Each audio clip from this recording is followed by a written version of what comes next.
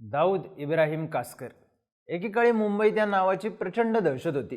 Bollywood, builders, hotels सगळीकडे D कंपनीचा शिक्का चालायचा. पुढं दाऊद भारत सोडून पळाला, दुबईत सेट झाला. दाऊदने भारतात दुश्मन बरेच करून ठेवले होते. छोटा राजन आणि त्याचं फाटलेलं दगडी चाळीसोबत राडा होता. नाईक टोळी ही संधी शोधत होती. या टोळ्यांनी दाऊदचे कित्येक मोहरे टिपले, दाऊदला हादरे दिले. छोटा राजनने तर भारतीय तपास यंत्रणांना मदत करत दाऊदला उडवायचा प्लॅन केला. पण कुणीच दाऊदला स्वतः जाऊन उडवायची डेअरिंग केली नाही. ती केली सपना दीदीने. आपल्या नवऱ्याच्या हत्येचा बदला म्हणून दाऊदचा खून करायचा या सुडाच्या भावनेनं पेटलेली अशरफ सपना दीदी झाली आणि तिने दाऊदला उडवायचा प्लॅन करायची डेअरिंग दाखवली. डेअरिंग हुकली, सपना दीदीचा शेवट झाला. पण ती अंडरवर्ल्डच्या स्टोरीमधलं महत्त्वाचं कॅरेक्टर ठरली. आता ओ रोमिओमध्ये तिची झलक दिसली असेल, पण तिची खरी गोष्ट सुंदर नव्हती. त्यात क्रौर्य होतं, दुसऱ्या जन्मापासून मृत्यूपर्यंतचं.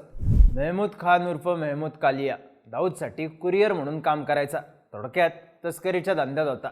इकडून दुबईला माल घेऊन जायचा, कधी दुबईतून इकडे. त्याने एकदा दाऊदच्या एका कन्साइनमेंटला नकार दिला. नेमकी त्याच कन्साइनमेंटची टीप पोलिसांना लागली. कालिया डबल एजंट म्हणून काम करतोय, दाऊदच्या डोक्यात फिट झालं. एकदा कालिया दुबईवरून मुंबईला आला. एअरपोर्टवर त्याची बायको त्याला रिसीव्ह करायला थांबली होती. कालिया बाहेर पडत होताच तेवढ्यात पोलिसांच्या गाडीतून काही गुंड आले आणि त्यांनी कालियाला ठोकलं. कालियाच्या बायकोच्या डोळ्यांसमोर त्याचा खून झाला. त्याची बायको अशरफ खान, प्रचंड सुंदर. त्यांचं नुकतंच लग्न झालेलं. अशरफला आपला नवरा काय काम करतो हे सुद्धा माहीत नव्हतं. नवरा इतक्या दिवसांनी भारतात येतोय यावरच ती खुश होती. पण तिच्या डोळ्यांच्या समोर तिच्या नवऱ्याचा खून झाला. नवऱ्याला कुणी मारलं याबद्दल तिला काहीच समजत नव्हतं. ती पोलिसांकडे गेली, पण तिथेही दाद लागली नाही. पण उस्मान नावाच्या एका टिपरने कन्साइनमेंट न्यायला नकार दिला म्हणून दाऊदने तुझ्या नवऱ्याला उडवलं हे अशरफला सांगितलं. तिने दाऊदचा होल्ड, त्याची माणसं, त्याचं नेटवर्क या कशाचाच विचार न करता दाऊदला संपवण्याची शपथ घेतली. या गोष्टीत मदत करणारी दोनच माणसं मुंबईत होती, हुसेन उस्तरा आणि अरुण गवळी. हुसेन उस्तरा हा कुख्यात गँगस्टर होताच, पण तो पोलिसांचा खबरी होता. कधी काळी छोटे मोठे गेम वाजवणाऱ्या उस्तराचा दाऊदशी जुना राडा होता. त्यामुळेच तो अंडरग्राऊंड झाला होता. अशरफ उस्मान चाचाच्या सांगण्यावरून उस्तराकडे आली. त्याला आपली कहाणी सांगितली. उस्तरानं विचारलं, तुला काय मदत करू? अशरफ म्हणाली, मला पिस्तूल चालवायला शिकवा. बास. पिस्तूल उचलणार सुद्धा नाही एवढी नाजूक पोरगी दाऊदला उडवण्याचं स्वप्न बघते हा उस्तरासाठी धक्का होता. पण या दोघांचा उद्देश एकच होता, दाऊदचा अंत. हुसेन उस्तरा तयार झाला. पुढच्या 2 महिन्यात पिस्तूल, चाकू चालवणं, मार्शल आर्ट, निशाणा लावणं हे सगळं त्यानं अशरफला शिकवलं. बुरक्याशिवाय बाहेर न पडणारी अशरफ जीन्स घालू लागली. कोणाशी नडायला पुढं मागं बघत नव्हती. उस्तराच्या सांगण्यावरून दाऊदच्या विरुद्ध मदत मागण्यासाठी ती अरुण गवळीपर्यंत जाऊन पोचली. पण त्याच्याकडून प्रतिसाद मिळाला नाही. अशरफला वाटलं की आपल्या मुस्लिम नावामुळे गवळीने आपल्याला मदत केली नाही. त्याच दिवशी तिने स्वतःचं नाव बदलून सपना केलं. हा तिचा दुसरा जन्म. सपना रोज रात्री मुंबईत फिरायची. डान्स बार, मटका जुगाराचे अड्डे, दारूचे गुत्ते यांची माहिती काढायची. ज्यात दाऊदची माणसं आहे ते समजायचं, त्या ठिकाणांची टीप क्राईम ब्रांचला द्यायची. पोलिसांनी जाहीर केलेला इनाम घ्यायला ती जायची नाही. तिनं आपली ओळख लपवलेली, पण टार्गेट पूर्ण करायला घेतलेलं. टार्गेट होतं दाऊदचा शेवट.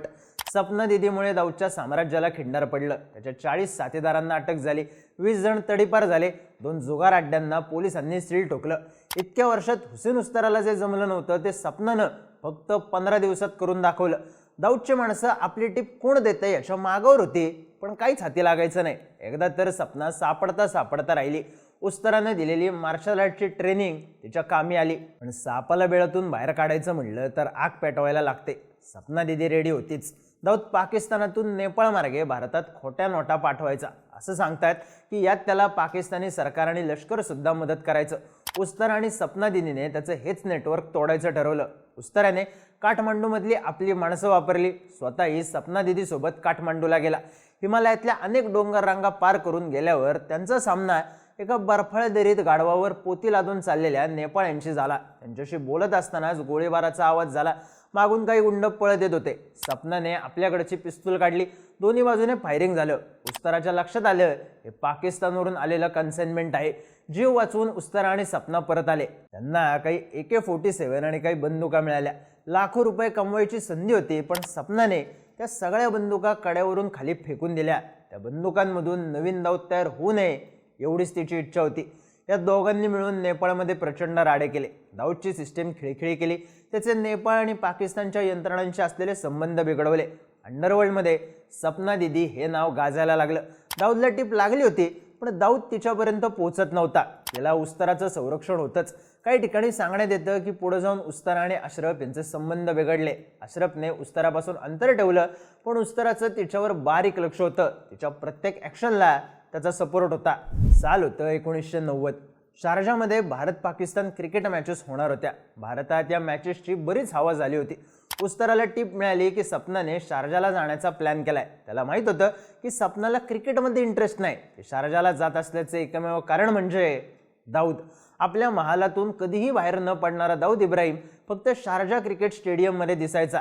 पॅव्हेलियनमध्ये व्हीव्हीआयपींच्या राखीव रांगेत काळा गॉगल घालून बसणारा मिशीवाला दाऊद सगळ्या जगाने पाहिला होता. सपना दीदी सुद्धा अपवाद नव्हती. सपना दीदीचे शूटर शारजाला जाऊन सगळी टेहळणी करून आले. शारजा स्टेडियमचा नकाशा तयार केला. शस्त्र जमवण्यात आली. ती कुठे लपवायची, शेवटच्या क्षणी कशी वापरायची, सगळ्याचे रीतसर प्लॅनिंग झालं. मॅचमध्ये कुणी सिक्सर मारला की लोक जल्लोष करतात. त्याच वेळी सपना दीदीची माणसं दाऊदच्या बॉडीगार्ड्सवर हल्ला करणार आणि दाऊद गोंधळला की सपना दीदी स्वतः त्याच्यावर गोळ्या झाडणार असा प्लॅन होता. मॅचची तिकीटं बुक झाली. दाऊदचा काटा निघणार याची हुसेन उस्तराला गॅरंटी होती. पण नेमकी गडबड झाली. सपनाच्याच एका शूटरने दाऊदचा उजवा हात असलेल्या छोट्या शकीलला या प्लॅनची टिप दिली. नशिबाने ही गोष्ट सपनाला समजली. ती प्लॅन कॅन्सल करून सगळ्या टोळीला घेऊन भारतात आली. पण याची भनक उस्तराला सुद्धा लागली. त्याने सपनावर लक्ष ठेवलं, कारण त्याला छोट्या शकीलचा तापट स्वभाव माहीत होता. पण त्याला असंही वाटायचं अंडरवर्ल्डच्या अलिखित नियमामुळे शकील बाईला इजा करणार नाही. दाऊद आणि छोटा शकीलच्या थेट रडारवर येण्याचा धोका सपनाने ओळखला. ते एका पोलीस कॉन्स्टेबल बरोबर लग्न करून नागपाड्यातल्या हुजरा गल्लीत राहायला आली. आपण सेफ आहोत असं तिला वाटायला लागलं. आपला अंडरवर्ल्डशी संबंध नाही अशी इमेज तिने पुन्हा तयार केली. ती अशरफ म्हणून वावरायला लागली. पण एक दिवस आपल्याच घरात सपना गाफील राहिली आणि ती तिची शेवटची चूक ठरली. सपना घरात एकटीच असल्याची टीप छोट्या शकीलला मिळाली. त्याच दिवशी रात्री 10 वाजता एक लाल रंगाची मारुती व्हॅन नागपाड्याच्या शांत वस्तीत शिरली. त्यावर बसलेल्या 4 गुंडांनी सपनाच्या घरात प्रवेश केला आणि तिला चाकून भुसकून संपवलं. या चौघांकडे बंदुका होत्या, पण सपनाला एकही गोळी मारण्यात आली नाही. तिच्या अंगावर असंख्य वार झाले. तिच्या गुप्तांगावर तर 22 वार करण्यात आले. कारण शकीलचा आदेश होता, दाऊदच्या विरोधात जाणाऱ्याचे कसे हाल होतात हे सगळ्या जगाला कळलं पाहिजे. सपनाचा मृत्यू हा एका सूडनाट्याचा अंत होता. क्रौर्यापासून सुरू झालेल्या, क्रौर्यावरच संपलेल्या सूडनाट्याचा अंत.